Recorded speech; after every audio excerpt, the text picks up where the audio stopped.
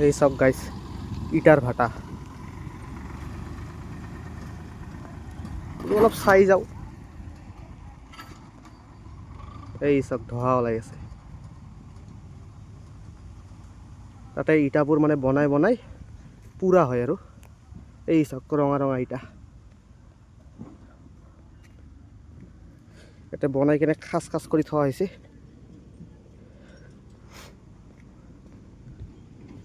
মস্ত ডাঙৰ এইফালে এটা এইটো এটা এইবিলাক মাটি এইগিলাই খাচ খাচ কৰি থোৱা হৈছে বনাই বনাই তাতে পুৰব এই চাওক এইটো পুৰাৰ পিছত ৰঙা ৰঙা অ ৰাম